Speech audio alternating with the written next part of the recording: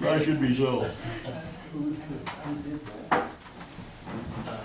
this Tom Power gave it up. So, Good morning. so he stopped himself to the word. Thank you, Lance. We have to be out of here by noon today, 2 minutes early, so just to let you know the court makes this room for everyone. She said 15, 20 minutes, so we need to come back and have lunch. Yeah, that would be fine, we just can't be here past Okay. noon. So if we have no COSs, we'll just adjourn. So we'll adjourn as soon as they're over. All right. So with that, we will call this meeting to order. Welcome everyone. If you please stand and join us for the Pledge of Allegiance. I pledge allegiance To the flag of the United States of America and to the republic for which it stands, one nation under God, indivisible, with liberty and justice for all.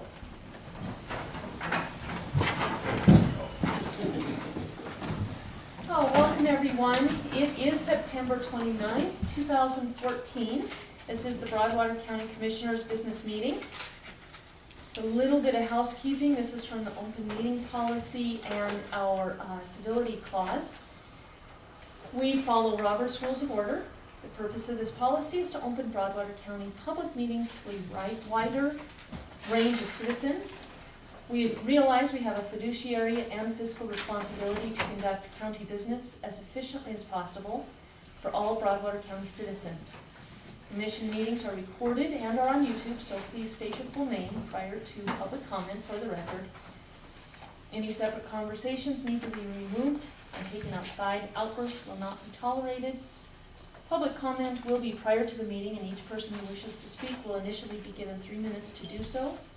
Citizens who wish to weigh in on an agenda item may do so during public comment or prior to the meeting. The commissioner and chair may call for additional informational witnesses at their discretion, and all comments will be directed to the court chair or presiding officer. So with that,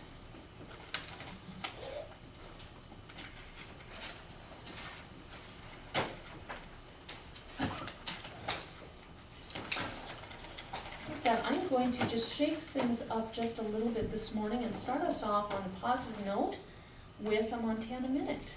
Franklin, do you have anything good to say about our state or community?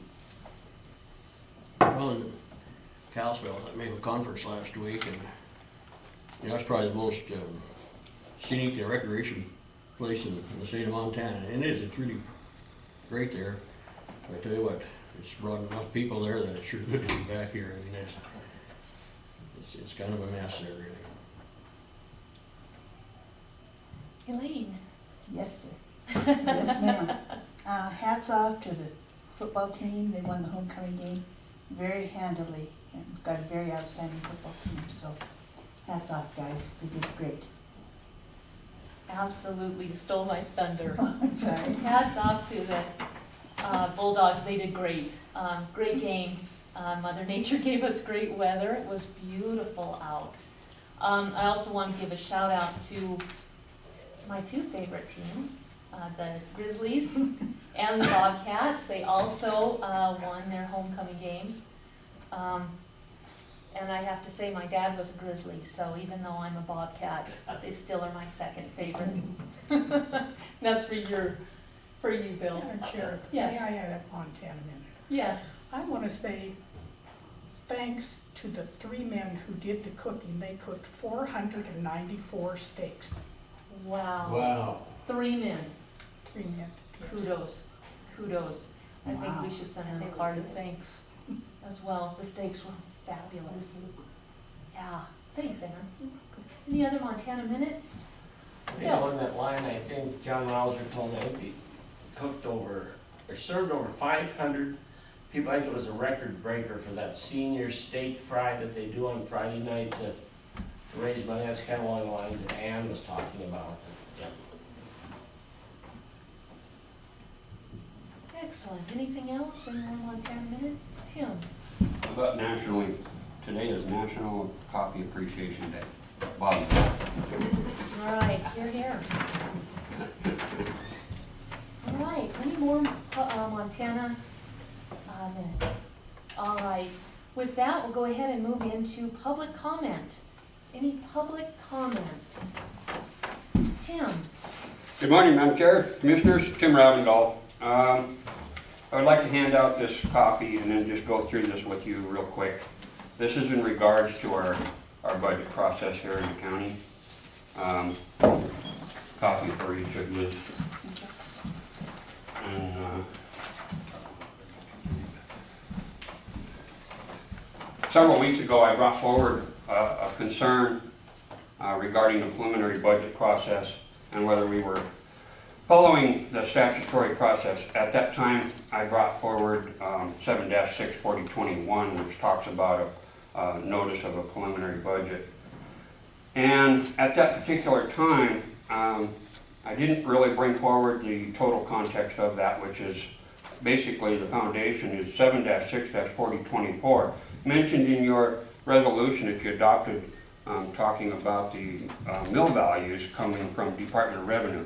But what I'd like to point out is the governing body shall hold a hearing in accordance with the notice given pursuant to 4021. The hearing may be continued from day to day, must be concluded, and the budget finally approved and adopted by resolution by the later of the first Thursday after the first Tuesday in September, or within 30 calendar days of receiving certified values from the Department of Revenue. Our understanding is the State Department of Revenue submitted the values to us in August.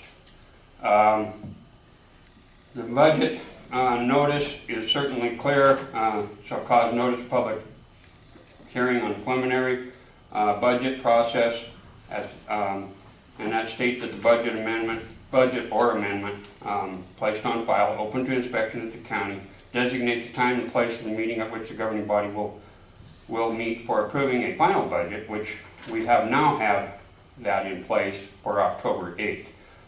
Any taxpayer or resident may appear at the meeting to be heard for or against any part of the proposed budget. We have not had that opportunity to date in a public hearing setting.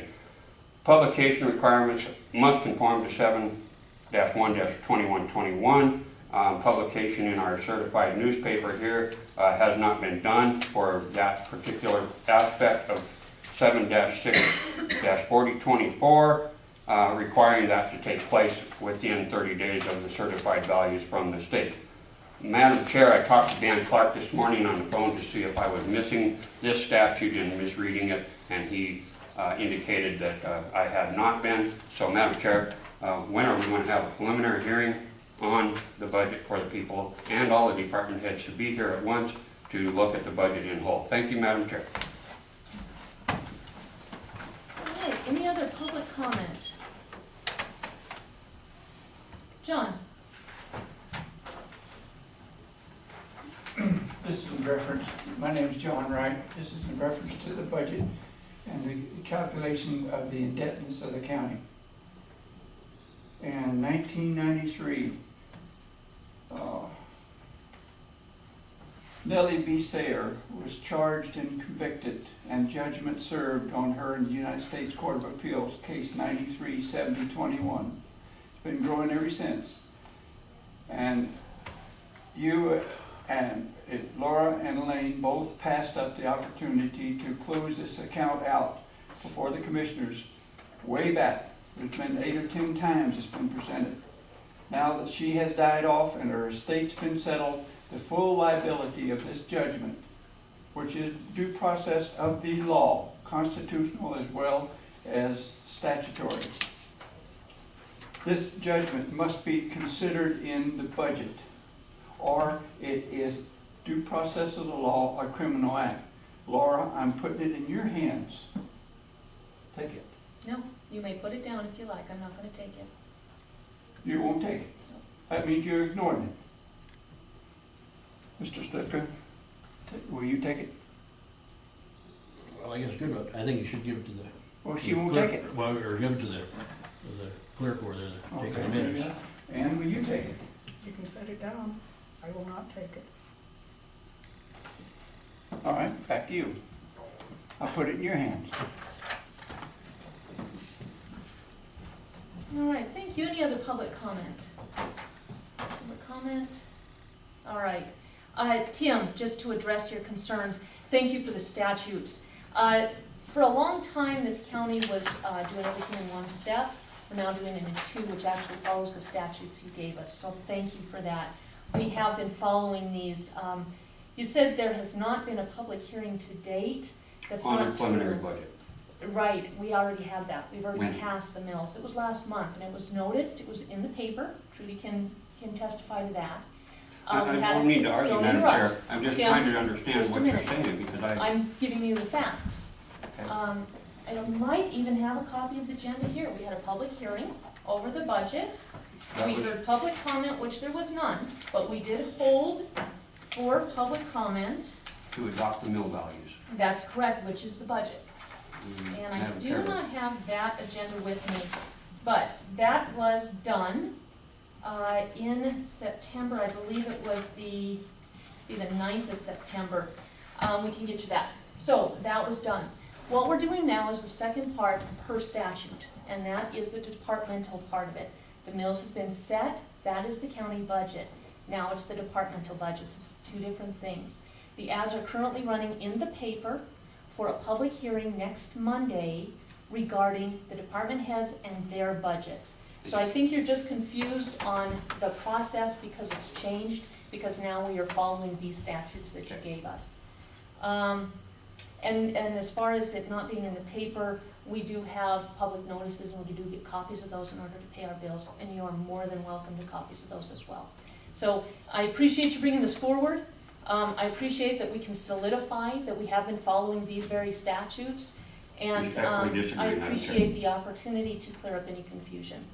So, thank you for that. One other point, Madam Chair, on that, the agenda, you brought that up, Madam Chair, if I may. I understand, I learned that this weekend that the agenda that I have this morning is actually null and void, because the agenda's been changed or revised. I went to the post office yesterday at 3 o'clock to see what the revised agenda was when I heard that, and there isn't, and I don't know why, but there is no agenda posted at the post office. And There so- certainly should be. Should be. I posted Friday. So, again, Madam Chair, lack of understanding of what really is going on continues to be a problem. Thank you, Madam Chair. Thank you, Tim. I will say we have had the agendas taken before. They were posted on Friday. So per statute, we do need to post in 3 public places if it is a revision, and that revision was due to something that happened at conference, and we are going to share that with the employees this afternoon. Thank you, Madam Chair. So, you betcha. All right, so we are right on time, but we don't have our next guest here. So, in the interest of housekeeping, we have minutes from September 15, 2014. Whoops, I'm sorry. Those were mailed out last week, or the week before, actually. I'll move for adoption in a minute.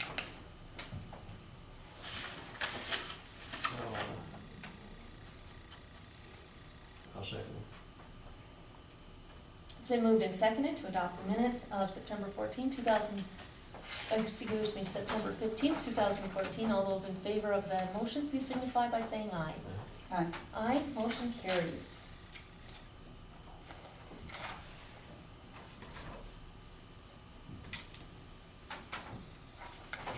Thank you, Nan. And our clock is about 5 minutes fast, so our next guest is not late. Our clock is just early. Let me give you that too, Ann.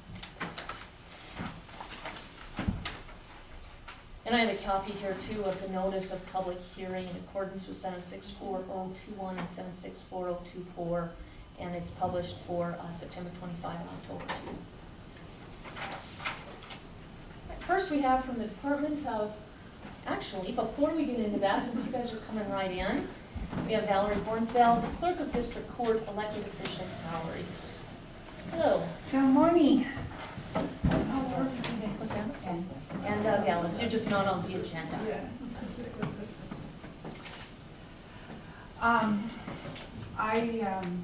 We just was wondering if, you guys had any discussion on what we had brought forth before you. and if there was anything else that we could provide to you if you needed it, that's all. All right. That's all I have to say. Yeah, that's kind of, we were just wondering where we were in the process. And, I see the city, voted down the, Public safety. committee, so I think this is probably the only way we're gonna get permitting compliance is to start working on it somehow. It's just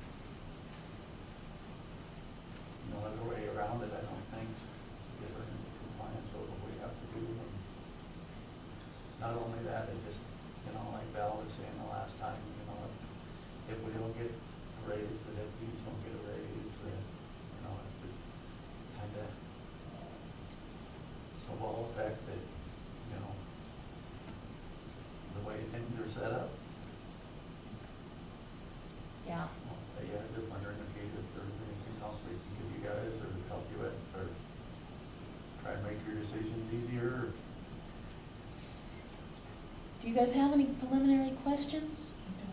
Franklin? No. All right. We don't have anything yet. We're gonna have a department head meeting, and we'll be talking to all the department heads at that time about the budget, where we're at, and answering those questions. So we could table this till Sure. 1:30. Yeah, after I just saw that you guys had said, I'm meeting up with the department heads, and I'm thinking, oh, geez. Right, it's very last minute. Yeah. We were at a conference this Yeah, week right. and met with Mike Saystat over that issue. So we're Right. gonna just share with everybody where we're at and what we're doing with it. And Perfect, all right. perfect. Well, thank you. Okay, thank you guys You're very welcome. much.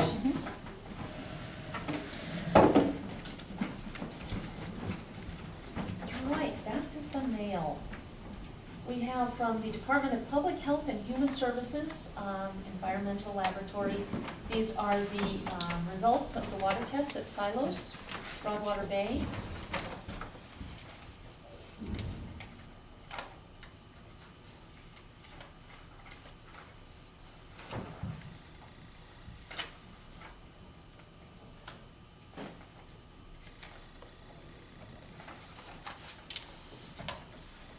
And this is also from Montana DEQ, and it's a kind of a rundown of the history.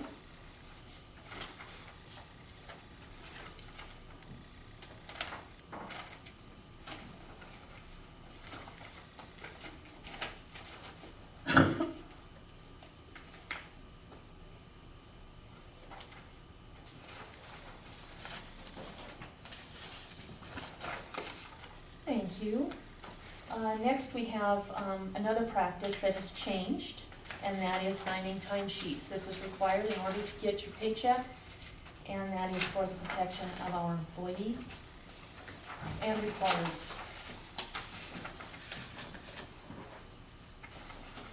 Madam Chair, Yes, Trudy? Trudy Southwick, could you tell us what the outcome of the water test was? Oh, no, it was absent of anything. Okay, Yeah, thank you. you betcha. Also from Montana DEQ, this is for a wastewater discharge permit in Glasgow, Martha Water Treatment Plant.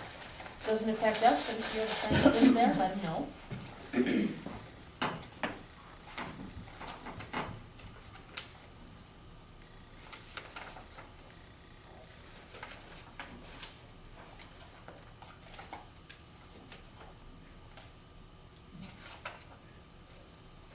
There's a couple others, the city of Bozeman has one, and then Sussex Development off of Kennedy Ferry Road. Yeah, thank you for that. Next, we have from the United States Department of Agriculture. This is a periodic sale announcement for the Helena and Lewis and Clark National Forests, and includes a map and all the particulars.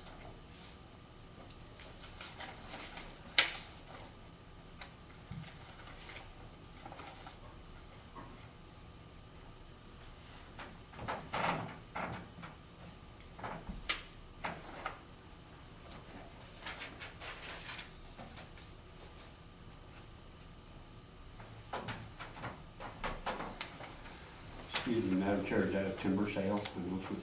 Mhm. Where is it located? You are more than welcome to look at the paperwork at the end of the meeting if you like. It is public domain.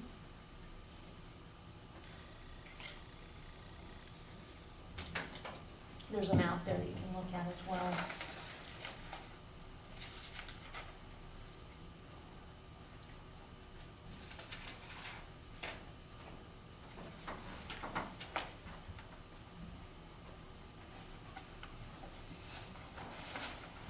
Is it elementary course or Wilson Park? Those, both. Oh, both.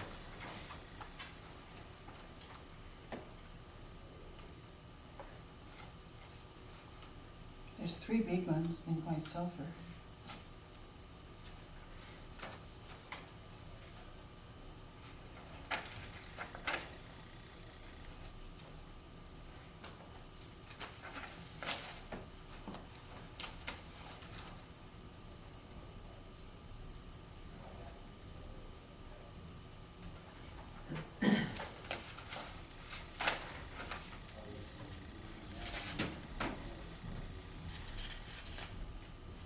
Next, we have from the Double C Ranch LLC. This is a request for a 1-year extension from the Meadows subdivision Phase 2 and request for 1-year time extension for completion. To date, the Double C Ranch has completed the following steps towards final plat approval as per the terms and conditions of the preliminary plat approval order issued September 24, 2007. Engineering work completed and approved, approach and permit received, DEQ approval issued, roadways rough, cut to grade, electrical service installed, telephone underground road, crossing restricted covenants ready for incorporation, cash and move for parkland, remaining construction work for final approval, installation of final gravel road, and install of markers, monuments, and street signs. He is requesting one more 1-year extension. And due to changes in Montana state law, that is not something we can do. We should probably put that on the agenda, but I wanted to read it into the record today since today is the anniversary. He needs to have that request to us by today.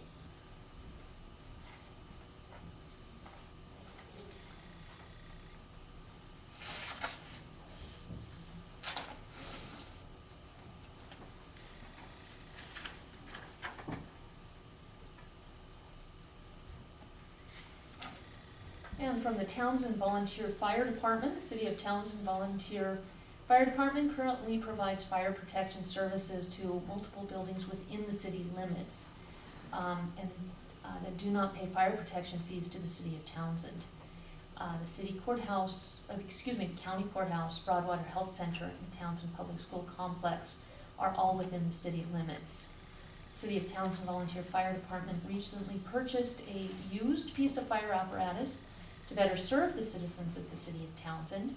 The department is in desperate need of additional funds to properly equip the new fire apparatus with the necessary equipment to meet current NFPA standards. These standards are in place to protect firefighters and provide necessary equipment to serve our community. Would like to respectfully request a one-time payment of $10,000 to be used to purchase the equipment. Current budget funds have provided nearly half of the $20,000 needed to equip the truck. So they are asking for a PILT gift of $10,000. Again, it's not on the agenda for today, but I think we should add it to our PILT list as soon as the next phase of the budget is complete, and then address the PILT requests.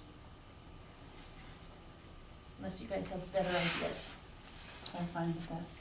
Okay. Next, we have from Gary and Penny Madsen. This will be given to the treasurer's office, but because it is addressed to us, excuse me, I believe it's prudent to go ahead and read it here. It says we've been doubly charged since 2005 for garbage. We are charged on the mobile and on the land at 70 White Horse Road. We would appreciate a refund of what was overcharged for 9 years. Thank you. So It's got the paperwork, and I think we need to give that to the treasurer to verify, and then we can follow through on what needs to be done, depending on what we get from them.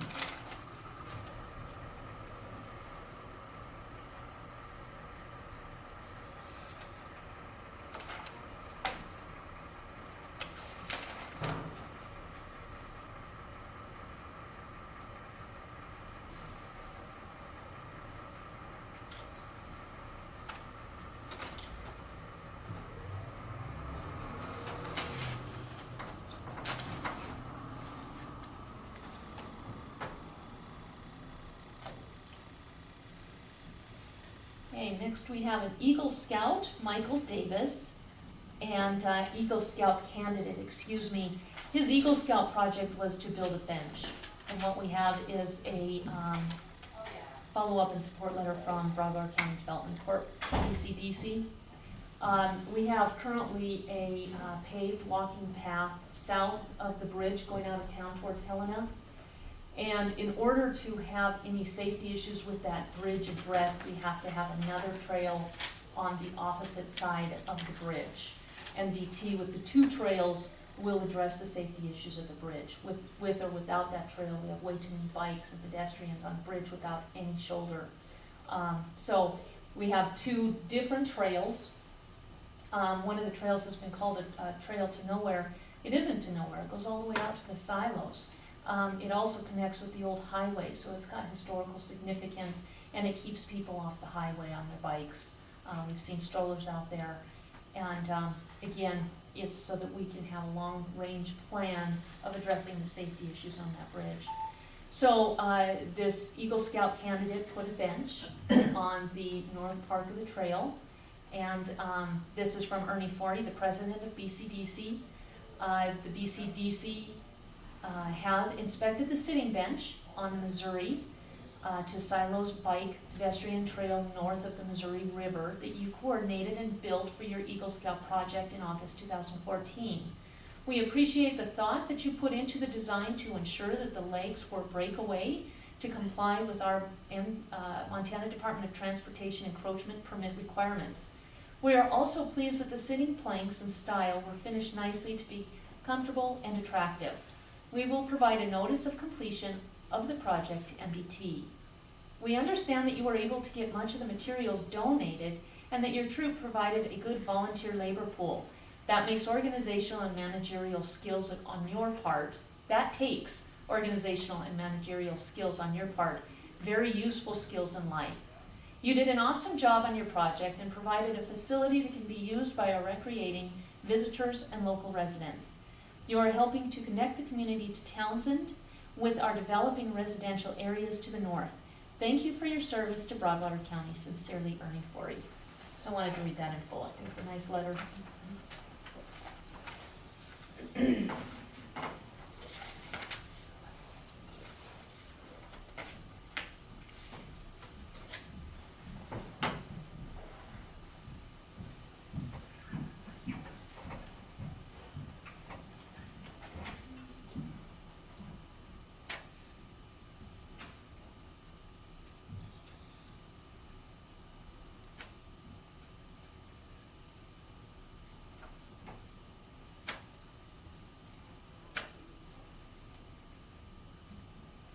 And it's 10:30. Sharon Walker, Silos Fiscal Year 2015 Budget. Come on up, Sharon.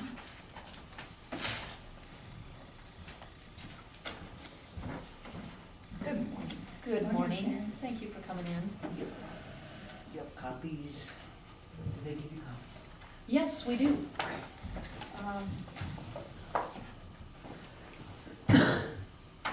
I don't have copies for everyone, just my own from last week. I But actually, you can look off with me if you want to, do you Wayne. want to share, I only brought two. I do. I think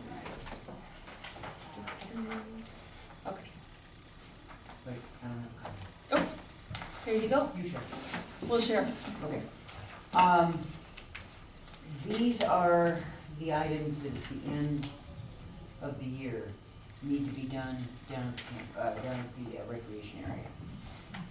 And it has become apparent that BOR does none of this. What they do is say, go to your managing partner, and then it's my responsibility after that, or ours. So, they're actually, it's all maintenance.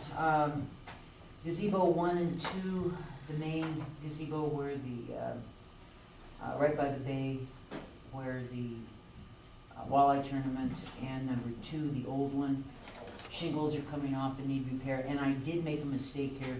I put down the hours for repair. I don't know until we get into it what it would cost to repair it. I mean, the materials itself. It'd be nice to put a steel roof on it. I don't know, we're gonna have to take off, but they're beginning to lift badly right now. So that's one thing. The second one is more serious. The north wall is loose, going back and forth. It needs to be reinforced so it won't fall down on someone. Simple, but we need to do that. The pay posts that were broken into this year need to be repaired. Steve said he would do it at a minimal cost. He broke them. So we need to do that. Restroom handles need replacing. There's at least one of them. You can lock yourself in but not out. I'll try to get those from BOR because they're sort of big industrial types. I think they've got some extras. So again, nothing is very much. Pump house door handles need replacing. Toilet seats need replacing also. And the last item, and I would like to thank the county for having done it. The road got repaired, which was awesome, to the applause of everyone that drove over it. So you can disregard the last item. All right. But essentially, that's all it is. It isn't a lot. I can come back once we get into the roof and give you an idea whether or not we want to do it with steel. They're not very big. I don't think it would cost that much money. And Bridger Steel, I'm sure would give us a good deal on it. But that basically is what it is. That's the end of the year, what I think it would take. We need some fire rings, but I think maybe I can get them. BOR will give us some stuff if it's surplus, so I'll call them and see if I can beg and plead. So that's it, actually. So I guess I didn't want to spend anything. Most of it's just labor and materials until I knew that it was going to be okay. I think there's probably enough money in the silos, maintenance, sinking fund. I put almost 4,000 in it about 3 weeks ago for our part of it. So there should be enough to do minimal. Some of it we have to do, like that north wall. Hay posts we could or couldn't do, but most of it's pretty inconsequential. Tell us about the big containers being broken into.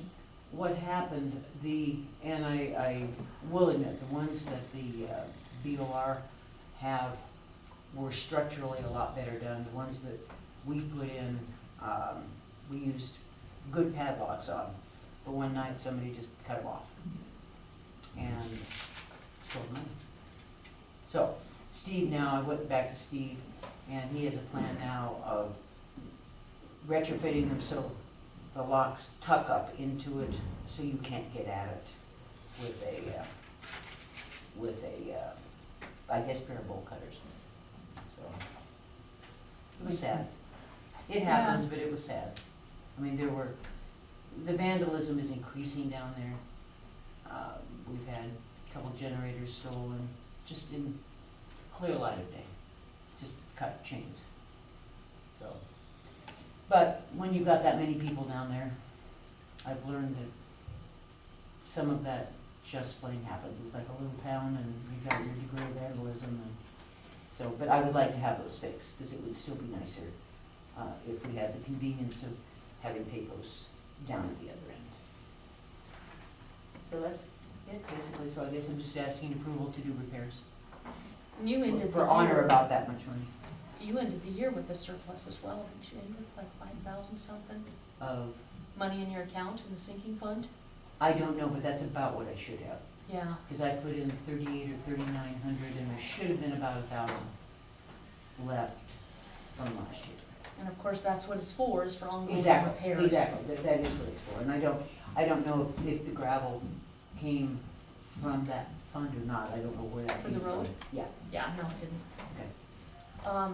There's- Just so that you guys know, Sharon takes, for managing the silos, the campground, a certain portion goes to Sharon, and then the rest comes back to the county and goes into a fund for ongoing repairs.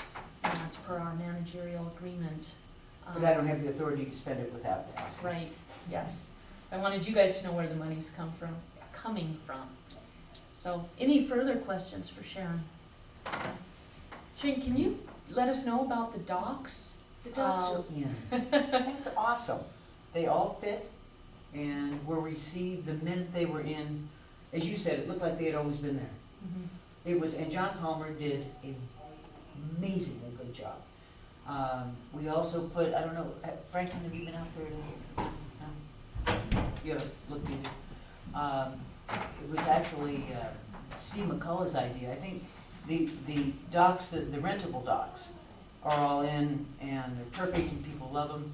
But one of the best things, and it was Steve's idea, we had 3 sets of docks, all of which were about 20 docks long, 10 doubles. But we couldn't fit them all, so we took half of one and we put it at the end of the white convenience dock, the big long white one that sticks out. We put it at the end and offset it as a T, like that. And now we call them convenience slips. And so boaters can come up, dock in there while they go up and get their truck and trailer, rather than bobbing around in the bay, yelling at each other. To hurry, literally. And so the minute those were in fact, they weren't even done welding them together and people were using them. So that has become a nice area. Then we also put in, and I'd like to thank Townsend Marine for this, we put in, and if you saw it, there's an L-shaped piece from the convenience slips now going this side, sort of on the inside bay, and we put long rope with big floats, big red floats, where kids, rather than fishing off that end, where the boats are still coming in, they can fish off the inside. And so it's very clearly delineated. I had some signs made, that said no boats, so they can come in and fish down there, which keeps them off the end of the dock. And actually, that's sort of working too. So it looks very, very fancy down there. It does, it It looks does. really good, It yeah. looks really, really nice, and one would wonder why we didn't do it a long time ago. Right, Because it does, it just fills it up nicely, but it doesn't stuff it. and there's more safety precautions, safety issues, which is a good thing. Yes, we've tried to put up signs, even though generally they are red, but there are signs for everything to protect liability-wise. And we have no boats where there should be no boats, and we have no jumping where there should be no jumping. And so I'm also gonna go to the trust board to get more lights for the end of the new docks that are rentable. We have lights. Kip Meyer did that on the first set of docks about 3 years ago. And I'm gonna go to the trust board to see if they'd like to help put in lights all the way to the end, because we now have 71 docks. So, that's It's exciting. amazing. Yes, It is. You know, for a little town. I know. And actually, what's really nice is that of those 71, about 48 are spoken for next year. That's fantastic. So, and a lot of those people are people that would have indeed left their boats at home, or in Bozeman, or in Livingston, but are now leaving them out, which means they'll be coming more frequently. So, which was the whole idea, to promote economic busyness. So, because I know most of the people, and usually they come from within 100 miles. So it's nice. It is good. And Yeah, there's it is good. boat dock spaces now for those who are not Yes, renting for the whole season, which yes, is nice to there have are. that I have saved balance. those also.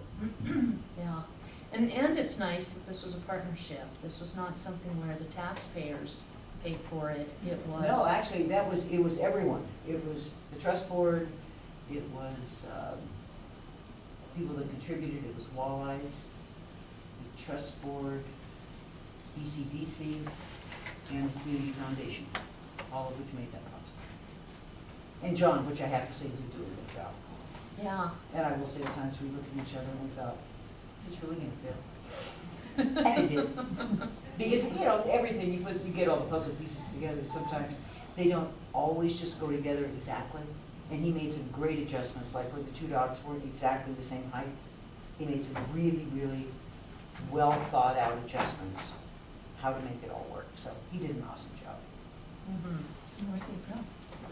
John did, well, he was from Idaho, now he's from Helena. He originally was the one that built the White Duck, and he did most of the dock work down there, I think, in 2007 and 8, when it was all put together after the day was set out. So he came back and did an awesome job. So all summer, is it completely full? For next summer? No, this past summer. Oh, it was. And then we got him in probably, I think, the third week in July. We got him in. And it wasn't completely full then, but they have been used. And they have been used every weekend. There's somebody that'll come in and need one for 2 or 3 days or for a week, and so they're there. Good job. Okay. It was a team. That wasn't anybody's one thing. It was a team thing. And that's what's exciting. It was. Is it brought people together. It was. Yeah. And again, thanks for the gravel on the road. Oh, He absolutely. did an awesome job, and he did all the way down to the ramps itself. So, He's not too shabby. no, he did an awesome. I still need for him to come back, and I don't know how to make that request. Going down to the camp host, there's still a couple really big craters down there. But he's out there again. He didn't have time that day. But if we see him, we'll snag him down. Or before next year, it'd be real nice to have that pothole thing Absolutely, yeah. dug out. Yeah, and I would imagine now that the season's close to over, he'll be down there working when there's not as many people. We always like to see him come. Yeah. So what's the next improvement project? I'd still like to have the gazebo number 1, but yeah, recreation gazebo, I don't know how to go about that, frankly. That never got much further than, I thought there was gonna be a walkthrough with BOR. You know what I'm talking about. I'd still like to see that happen. That is very necessary. So, I don't know. The things that I would like to see done down there, we need tables. BOR is not providing. We need fire rings. BOR is not providing. Now, some of that stuff is expensive, and I don't know whether or not, I mean, if all the improvements to the sites were properly done, we're probably looking at $10,000 worth of building materials and or completed tables, because the commercial ones that come from BOR are very expensive, like the fire rings are, I think, $750. And the tables, the cement ones that they insist that we use, we've got 2 or 3 of those that are broken, badly broken. One of them just pushed over the side, and it became riprap because it was so dangerous. We can't move them. They weigh like 300 or 400 pounds. So that I'm gonna have to research. But right now, we've cleaned it up so nothing is dangerous, and those which were hanging right over the edge, we just pushed over the edge, because they were not safe.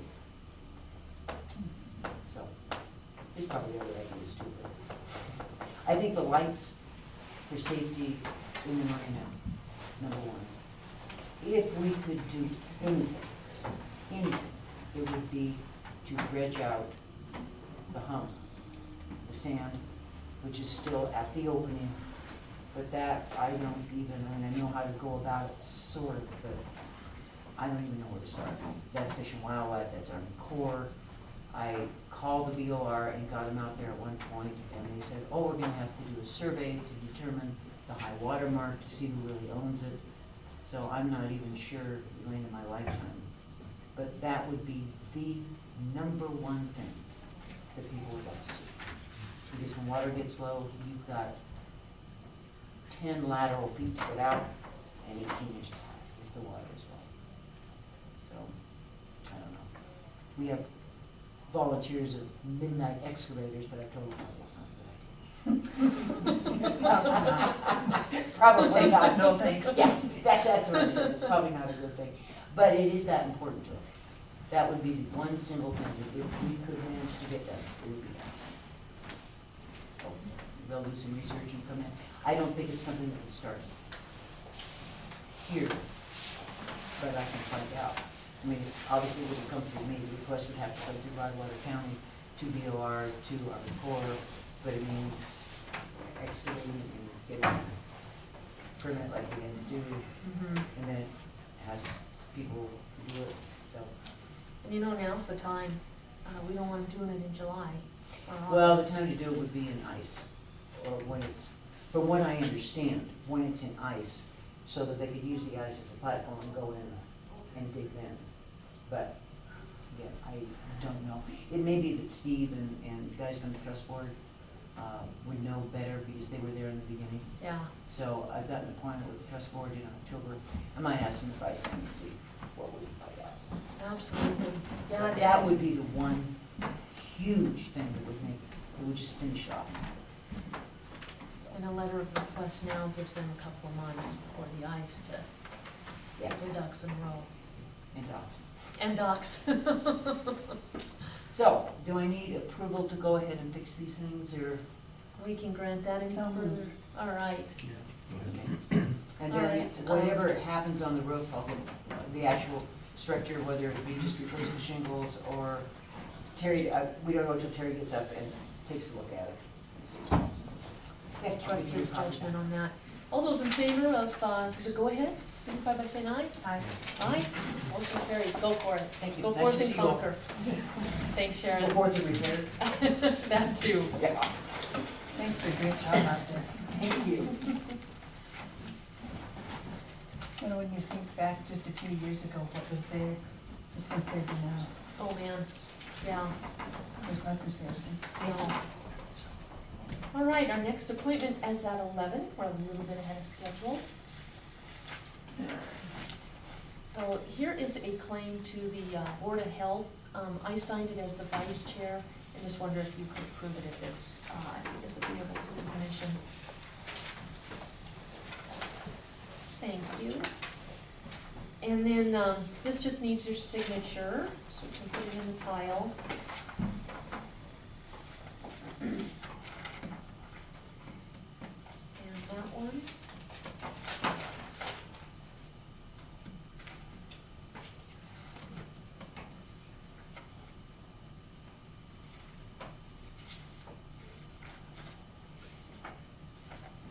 And that one. Oops, and that one.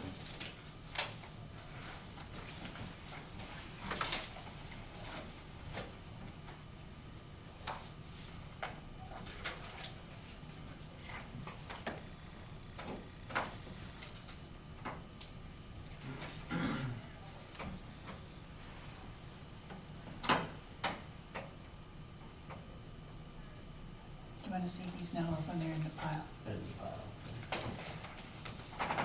Thank you. This is a letter, we agreed to this already, but this is dotting our Ts and crossing our Is. This is from Three Forks Fire, and this is from Gene Townsend, and he was instructed to write us. This is involving, in July 2014, the Three Forks Fire District's bumper truck was involved in a traffic accident that completely totaled the fire truck. The Rural Fire District recently signed a contract to purchase a new replacement truck. This truck will be delivered in late September to the Three Forks Rural Fire District. They are asking for our support in getting that truck. We already agreed to it, but we should put that on the record as a vote. They had a finite amount of time in order to get this truck, so we acted very quickly last week to give them what they needed. Also move. how much are they asking for? They already have it in their funds, they just need our approval to spend their money, so they didn't include the total, and I don't remember what it is off the top of my head. Sounds like insurance is gonna pay a chunk. Yeah, which will help them financially. Second. It's been moved and seconded to support the Three Forks Rural Fire District in the purchase of a replacement vehicle. All those in favor of the motion, please signify by saying aye. Aye. Aye, motion carries.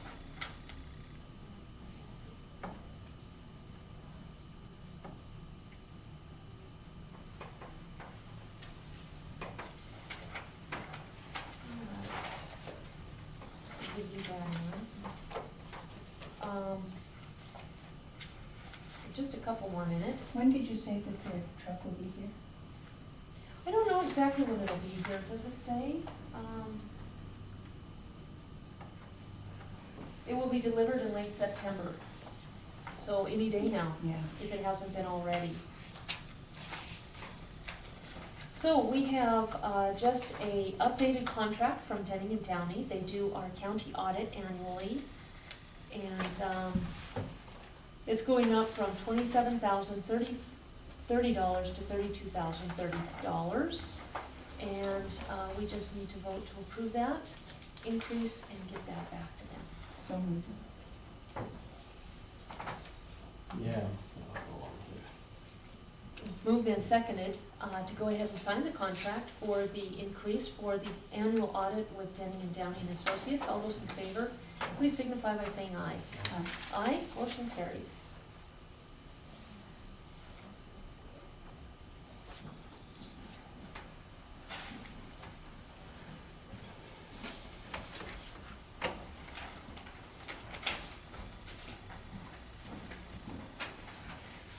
Next, we have the approved claims from 9/16/2014 in the amount of $74,875.10.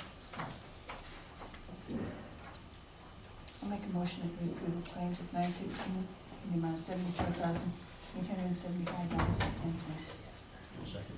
It's been moved and seconded to pay the approved claims in the amount of $74,875.10. All those in favor of the motion, please signify by saying aye. Aye. Aye, motion carries.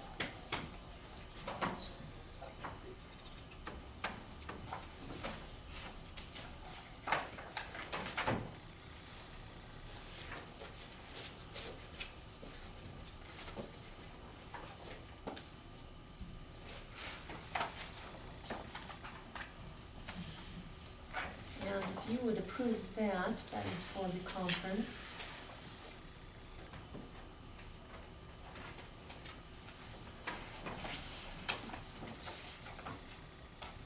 Thank you. And for our 11 o'clock, we have payroll in the amount of $150,430.10. I'll move we pay payroll at $154,000, whatever was there. 154, 3010. Yes. Is that a second? Yeah. I thought so. So moved and seconded to pay payroll in the amount of $150,430.10. All those in favor of the motion, please signify by saying aye. Aye. Aye, motion carries. It's strange that they both ended up in 10 cents in the end. Yes, it is. Didn't happen again in a million years. No kidding. Oops, that goes with Denning and Downey. And one Are of they the done things- doing the audit here? No, but they actually already got it started. Right before we approved the budget, they were here that week, starting the audit. So it added another level of stress to Doug and Debbie to get all that done. But so far, it's gone very well. Good. Yeah. Is there a So projected from- date on that, Madam Chair? So from PILT, we have a bill of $244.83, and this is for electric and heat in the ambulance building office for extension. Also moved. Second. It's been moved and seconded to pay the $244.83 for the ambulance building offices from PILT. All those in favor, please signify by saying aye. Aye. Aye, motion carries. All right, did you have a question, Tim? Excuse me, yes, Madam Chair, is there a projected date for the completion of the audit? It's usually done in December, but there isn't a projected date, no. Thank you. They work with their schedule and jive that with our schedule, and then spend usually about a week going through things here in the courthouse and talking to various individuals. But a lot of this stuff is sent to them before they ever get here. Yeah, they call or email with a list of what they need.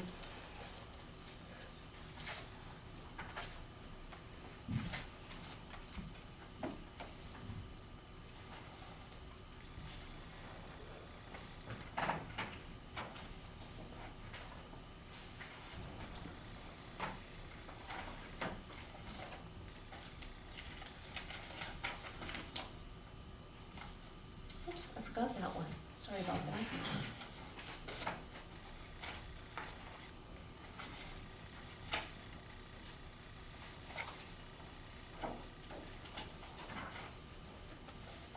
Thank you. Put that there.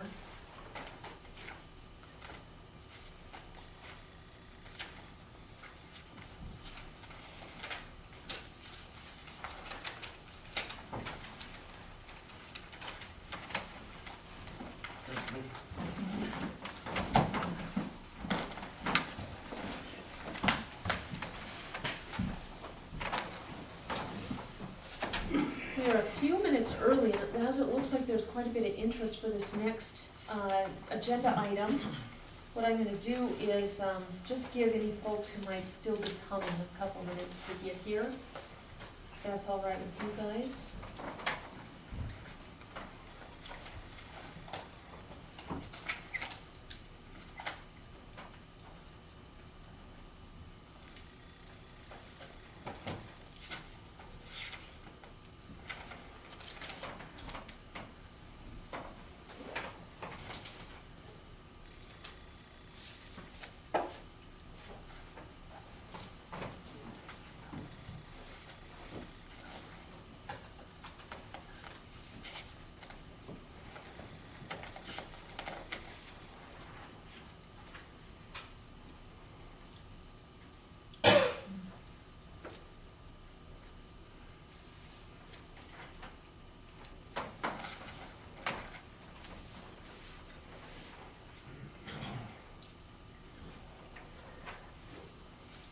Hey, Tim, the hearing for to adopt the county budget was September 8th.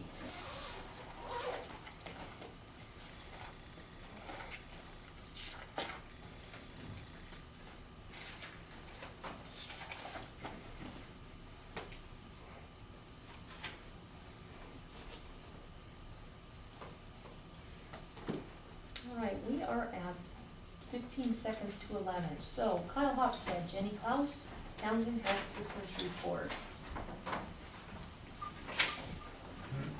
Thank you for giving us the time. Absolutely. Appreciate it.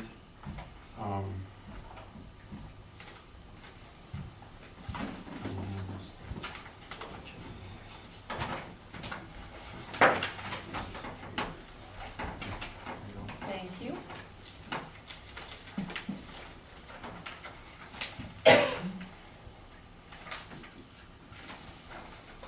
Thank you. Thank you, Michael.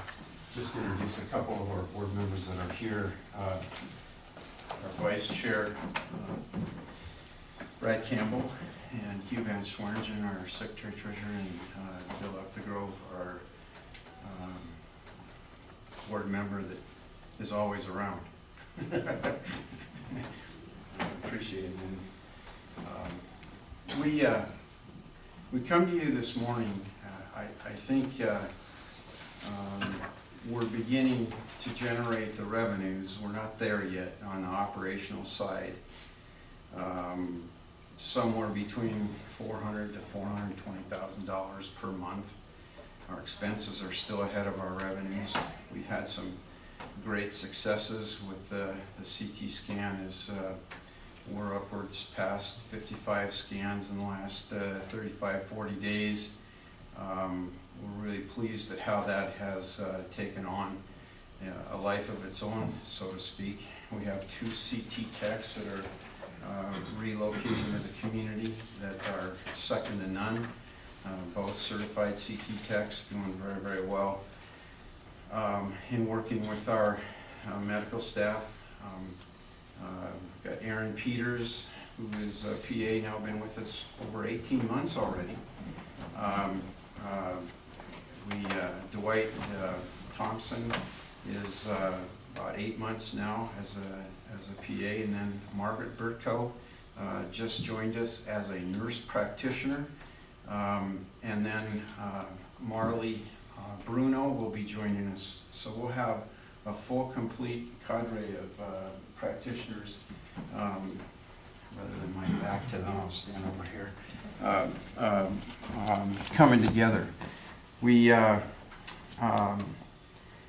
What we're submitting to you today, because we think the operational revenues are beginning to take shape, we've kind of had a chance to catch our breath and take a look at the specific kind of structural upkeep, maintenance of the building, important items in any operation.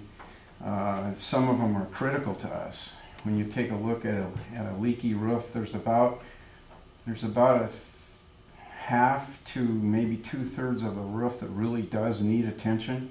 Every time it rains, we've got a leaky roof, particularly in the clinic and in some of the kitchen areas, and we've got to get that remedied. We have some automatic door openers. The door, interestingly enough, the doors that are used the most closest to the nurse's station are not automatic. We need to take care of that. We've got some certified restrooms on the second floor where a lot of our rehab is, and of course all of our outpatient clinics that need to be ADA approved, and we need to take care of those dollars and cents. We've got some facade issues that nobody likes to do anything with facade, and that's the last place they want to spend any money, but there are parts of it where that wood is so rotten you can put your finger through it. So we do need to make some adjustments there. So the compiled items there come to about almost $200,000. At the last session in regards to requests of PILT dollars, we were able to put a part of that money to very good use on the CT scanner, and actually we've upgraded the entire imaging department with every week we have the MRI available on a mobile basis, and that MRI is second to none between Billings and Seattle. It's just had a $500,000 upgrade that we didn't have to pay for, but it rolls in here once a week and allows the service to be available to our people. Plus we've responded to the people's request in regards to mammography capability, and that van on a monthly basis is filled the last 5-6 months. It's been totally occupied. So we're seeing that the people of Broadwater County want to use us. We're seeing that the CT scanner has been a great addition. We've got a cadre of providers now with Dr. Trapp, Dr. Campbell, Aaron Peters, Dwight Thompson, Margaret Bertko, and Marley Bruno as a great complement of providers, probably the best we've ever had. But we do need some help specifically on those top line items that I sent you. So we're at the last session, we were able to put the dollars to good use in the CT acquisition. I'll tell you that we've got the workhorse CT in a great location for as low a dollar spent, and with many grant dollars that were applied to those dollars that you gave us. It was a great outcome. And now we're down to the nuts and bolts of we need a partially new roof. We need to be more accommodating to the people as they come in. Actually, we've had, I hate to say this, but we've had about a fall a month around the hospital on some of the sidewalk, and I like you think we probably have the best sidewalk in town, but we've had some real issues there, and we want to make sure we get that taken care of. So with the roof, the automatic door openers of the front door, the ADA approved bathrooms on the second floor, the facade that we need to be cognizant of in improving, and we probably could have put a coat of paint on there for $4,000 or $5,000, but it's not going to solve the problem, and it's pretty much wasted dollars. So we're trying to give you the best bang for your buck. If you feel like you can help us out with this. Marcia Biber is another board member, just joined us. So with that, I'll stop and maybe you have some questions or comments on that list. All right, thank you. Any comments from the public? Any questions, comments we need to add? Anything from the board? Any questions for either Kyle or the board? Tim? I'm sorry, I'm a little slow there, Madam Chair. You speak of facade. Would you explain what you're talking about as far as the rot that you're needing? If you can peek out the window here, see that brown striping around the building? It's warped, it's molded, it's rotten. Okay. Just was looking for location of what you were Yeah, speaking of. yeah. Okay, thank you. You know, unfortunately, this is the sad part about some things in medicine. I don't see any hands-on care out of that stripe, but it looks terrible. And I know we are proud of our facility, and we want to maintain it looking well. If you go around the outside, thanks to the Rotary Club and Pat Plattenberg, we've got probably one of the nicer, lawns and hanging flowers, and it's a nice looking facility. Thanks to Pat and the plants that they've gone in there, but it really has seen its last days. And so we bring it to you as we need some help, and we don't want to overlook what we look like. Spent some time with the school board the other day, and they're looking at, it's got to be a good, restful setting, and that's part of the game, unfortunately. John? John Wright. Wasn't just a few years ago, the hospital re-roofed, and is this part of the part leaking? No, the part that they re-roofed was about a third to almost a half, but the other half we didn't do, and that's the half that's leaking. And we have patched that bugger every way we can think of. We've tried to follow the drain. It needs a new roof on that part of it. So it's the roof that's been there a long time. Is this evaluation from a roofing contractor, a qualified roofing Yes. contractor? Yeah, that's where the bids came from. Yeah. Okay. Any other questions of Kyle or the board? Just leave you with the idea that we've sort of got our operational cost a little bit with our arms around it, but we've had time to catch our breath to look at what absolutely needs to happen in that building. And obviously we don't have the dollars. This is a county building. We're asking you to do your very best to help us maintain it.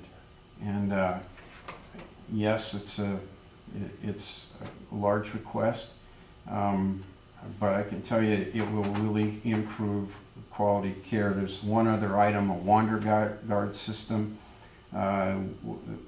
is a part of that as well. So all of these things are direct patient care improvement or quality environment, and that's what we're about. Hey Kyle, can you address, you had said at one time when the CT scanner was installed that there had been no work done to the hospital itself in 30 years. Can you address what the history is of maintenance of the physical structure of our hospital? Well, as mentioned, the roof is about it. Incredibly, that facility has been very well maintained. We've been able to pass almost every survey from the state with very or little no deficiencies. One of the dollars that are in there has to do with an elevator water extinguisher that we've been able to get by with for several years, but that needs to be addressed now. a lot of these things are absolutes, they're not maybes. The items below the black line are maybes, but these really do need to be addressed. So, long and short of that answer to that question, it's been maintained very well, incredibly well. But it's 1984, I can't add that up, but it's 30, 40 years old, and it needs some tender loving care. Tim? Madam Chair, Kyle, I understand you've done a really great job of prioritizing the list of needs that you need to move forward on. Some of them, or maybe most or all of them, are essential. Could you tell us about what you're looking at total? If you narrow it down to 200,000 immediate need, and you're looking at the total. All those things are in that $200,000 figure, but there's $1 million of items that over the next 2-3 years that we really need to address. Well, and that was why I asked the question, was to just to kind of get an idea of the planning process of meeting the needs of the building and the infrastructure. Thank you. Bill? Madam Chairman, for a living, I survey public sector buildings as to the facilities and what's left in them. So I certainly know the hospital being on the board. To help answer the question, there's many things in the hospital we'd like to do. For example, we have old pneumatic controls. We'd like to go to direct digital controls. We have what's called a reheat system instead of a variable volume system. We have air conditioning that we've lived with all summer that's in the office area and sort of some of the patient areas. So there's lots of things we'd like to do, but as Kyle pointed out, we have code issues. We have, as in the ADA bathrooms, the doors with openers. These are all things that put us at risk as a hospital that need to be accomplished. So, and to help answer Tim's question, there's a long list. We just prioritize the ones that we really need help with now. And being a county building, I can't address what's been invested in the last 30 years, but there's a lot of things that have 30 years of wear and are ready to be replaced. But Kyle's list is the ones we really most need. Thank you, Bill. Any other questions? Madam Chair. Yes. Oh, go ahead, Bob. Bob? Bob Brastrup. It was a while back, somebody told me, a county resident, had gone in for an x-ray, and his comment was, there's gotta be a problem over there, because the floor in the x-ray room had water on it, and it looked like water was running out of the electrical outlets, and apparently it had been raining that day, so you definitely need the roof. Thanks, Bob. Elaine? I do. Do we deliver babies here anymore? No, we do not. Because I see an OB bed on this. Yeah, that's more of a emergency room stretcher basis for potential ERs. Is that obstetrics? Yeah. We don't do No, those. we don't do obstetrics. Thank you. Cheryl? So has the hospital provided the county with a copy of their income and expense, their assets and liabilities, and a projected budget? I'll hand that to you guys. We, I think we went over that sometime in July with our prospective budget. When we started 2013, we projected $1 million loss, and we hit it, unfortunately, or fortunately.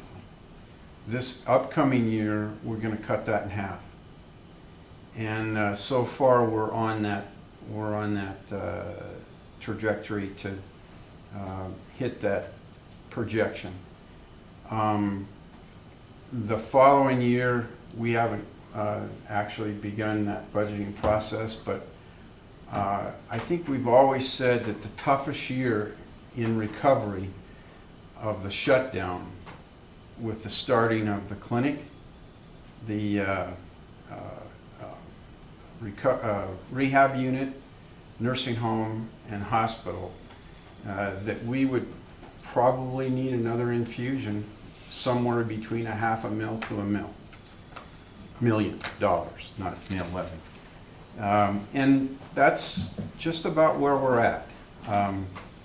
I think what we're excited about, and Jenny may speak to this a little more, is we've seen revenues increase over our projections by about 30 to 35% since January.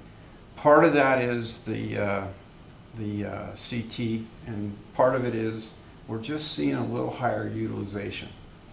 And I would ask everybody in this room, think about coming and getting your physical at our shop. Don't take that business out of town. We've got world-class physicians, assistants, and nurse practitioners in our facility, second to none. And I think it's time now that we get the word out that, hey, come and use us. We've got good diagnostic support behind it. We've got excellent staff behind it, and so time to come and try us out. Bill? You want to comment on the nursing home and the effect that might have on your operation?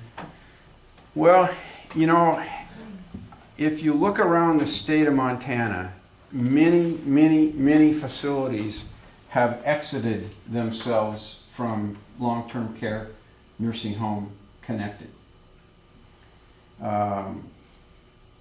We've done and had national accountants and local statewide accountants take a look at this, and they highly recommend that we try to get this nursing home open and get it filled.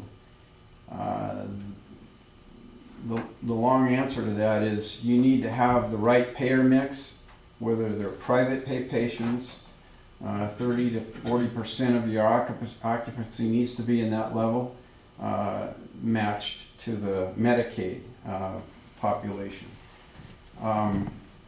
They see a contribution to our bottom line somewhere around $250,000 if that mix is hit. So there's a risk in everything we do. And so we've gone forward and we're waiting for the Denver office now to make a determination on whether we can open.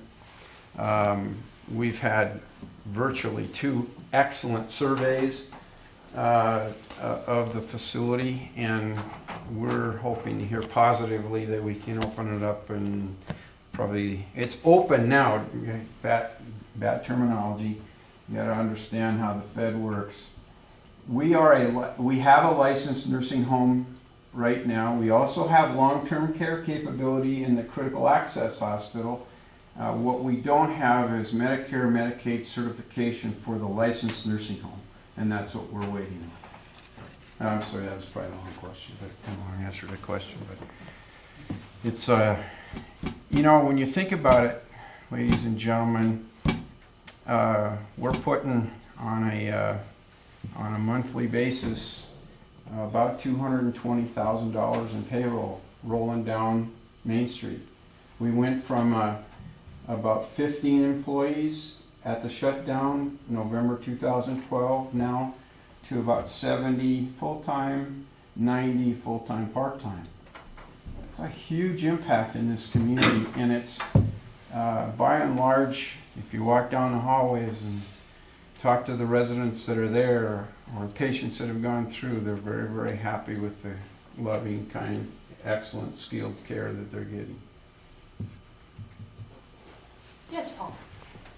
You talk about the impact on the community of the economics, the impact, but the impact on our health care is even more important.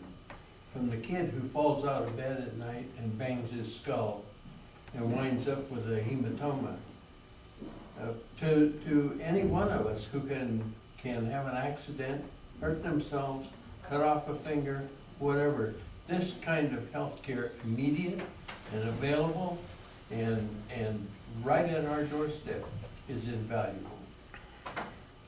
Well, just a comment on the CT. When you think about the need for a CT and having the availability to have it done here for, I'm going to say $2,200 versus the paramedic transport, which is $5 to $10, and then what happens when you're in another facility, the CT and all the other additional costs.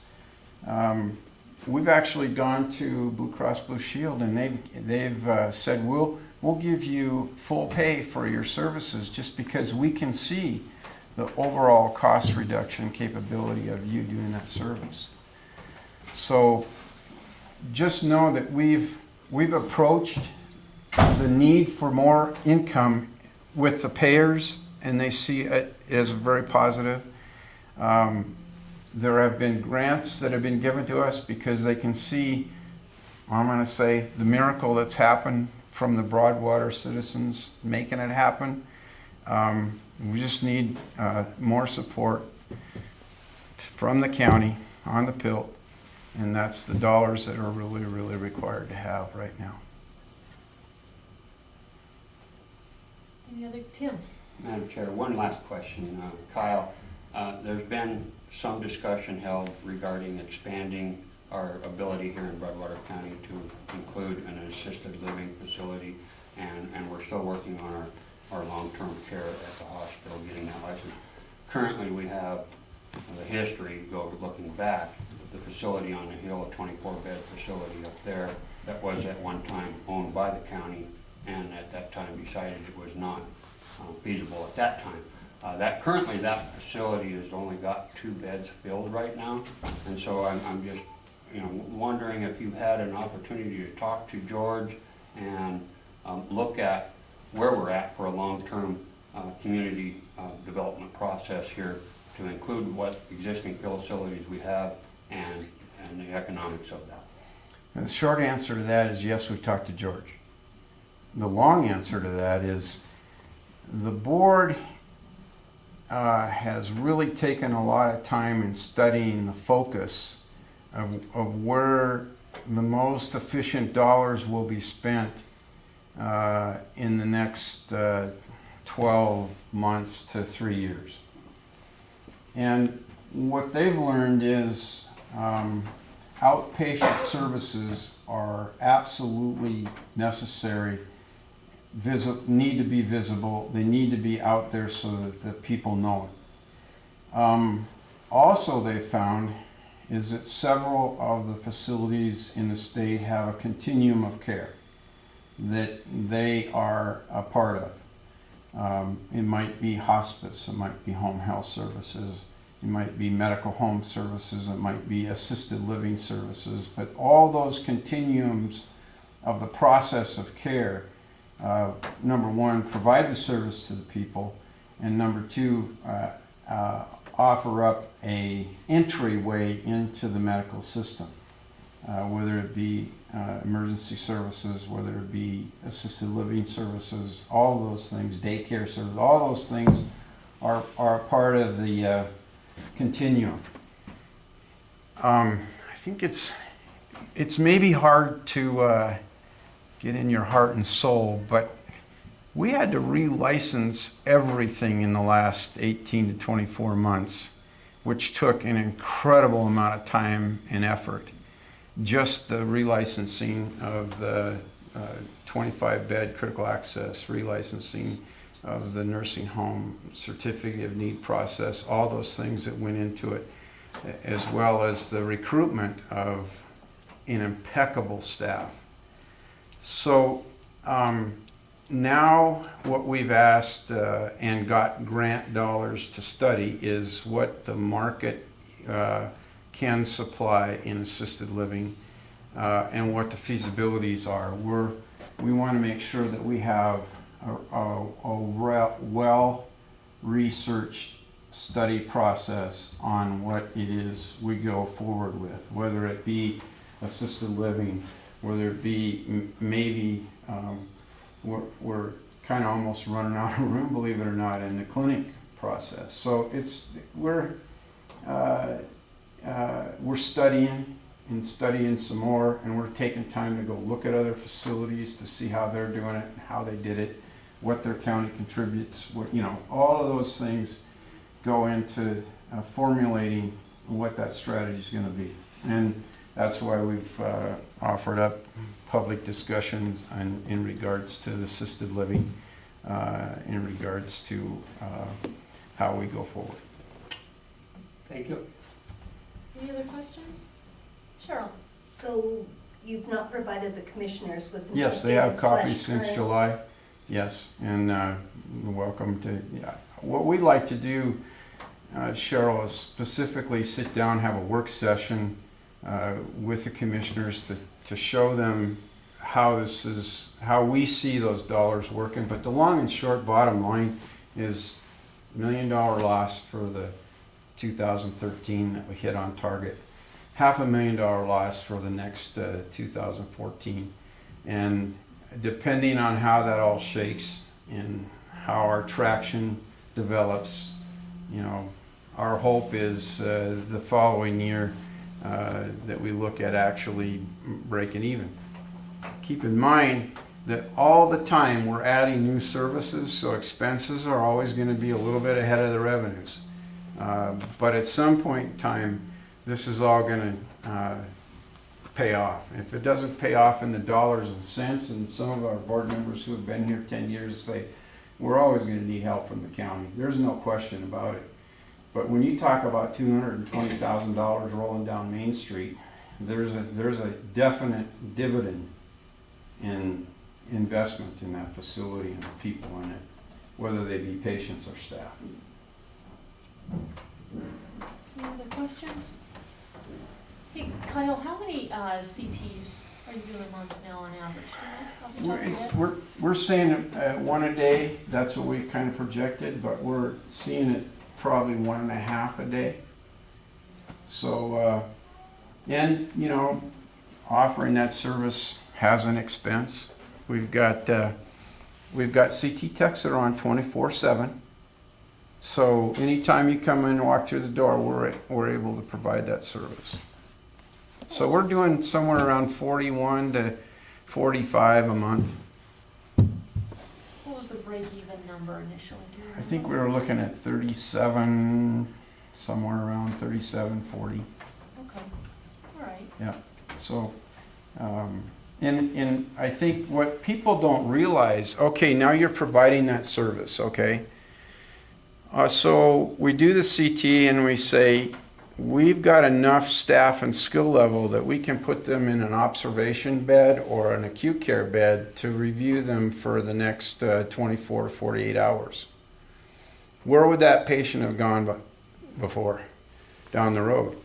So what we're beginning to see, there's residue revenue being generated because we're able to provide that technology. And so it's helped the entire operation in, if you will, creating business that we wouldn't have lost without that imaging department. And we're actually looking at the possibility, I know ultrasound is another segment of the imaging department. We just started barely looking at the feasibility of that process. But that really isn't much of an emergent modality. So we're thinking that we could probably have an ultrasound tech available 8 hours a day, 5 days a week, not doing ER emergent type ultrasound. So I think that, and it's heavily utilized in a lot of the communities our size. So I think that's another book of business that we could generate revenues ahead of expenses. Bill? Kyle addressed the business side of that CT, but that same story, that person that we could put in an observation bed, in the past, we sent them to Helena. Helena did the CT, and then they had to call their loved ones at 3 in the morning and say, here I am in Helena, come and get me. They're letting me out. It has improved patient care, just the patients being able to stay right here at home. And I don't know what the percentage is, but a lot of people have now not had to go off, they could stay right here at home. Any other questions, comments? Anything from the board? Kyle, is it too early to ask you about mental health? We got a report at conference from Dan Villa, and there was something in the paper just recently, and I also talked to Helena. Are you talking about my mental health? As a matter of fact, just kidding. Well, I want a counselor here soon. They contacted us about a month ago, and I know they've had a struggle trying to find permanent people. They do have someone living in Townsend at this point in time, and we are looking for space. And I think we need to sit down and figure out what would be appropriate space. We currently have 4 providers and 2 offices out of the clinic now. And so we're seeing, last week we hit a day with 15 patients, and your break even somewhere 12 to 18 patients. So, yeah, nice problem to have, guys, but I think we're beginning to get to a level where we're starting to fill her up. Mental health needs to have a private location. I talked to Del Schoen, I'm going to pronounce the name. Schubring.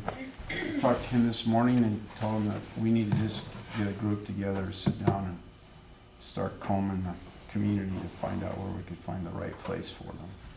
It would be nice if we had, we currently have 3 exam rooms with one that can be a procedure room, but it'd be nice to have a clinic with anywhere from 6 to 9 exam rooms. So that we could handle specialties, clinics, and maybe even support a mental health office, but we don't have that available. So yeah, we need to sit and talk. Yeah. Find the right place to support that. Okay. Any more questions? Any more questions from the floor? All right. We have, at this point, we're going to be completing the budget next week, and then we address PILT generally after that is done. So, do you guys have a couple of weeks without the roof caving in? Roof's not gonna cave in. We do have roofers lined up for the 3rd week in October to start. Yeah, if this is approved. Okay. How about the loan? Any, the state bank loan? Anything on that from your end that you want to address? Just that we'd like to request That too? Yep. Okay. And that's actually due tomorrow. Right. Or whatever the first is, Wednesday. Thursday, yeah. How much is the loan? $60,504.11. So, with that, do you guys want to? Back there. Okay. Yes, did you have a comment, Ross? No. Oh, okay. We do have really 2 issues then here. We have the general PILT request that we generally address after the budget. And we have an immediate loan repayment of $60,504. What is the pleasure of the board? So can we handle them 2, not just one? Right, and I think we should, just for clarity's purposes. You guys have any questions on either of those separately, the loan payment specifically? No, I would move to do the loan payment. Franklin, any? Well, I guess if our name's there, the county's name, if they make the payment, we have any choice. Is that a second? I guess you take it his way. All I'd be right. a second with those stipulations in there, I mean. Okay, so, discussion, just so that you guys know this, as of, this Friday, going through the budget, the county has about 890,000 in the Pilt account. We were just at Mako conference this week, and there was a Mako report, excuse me, Pilt. There was a Pilt report. There was a fly-in of, a number of commissioners from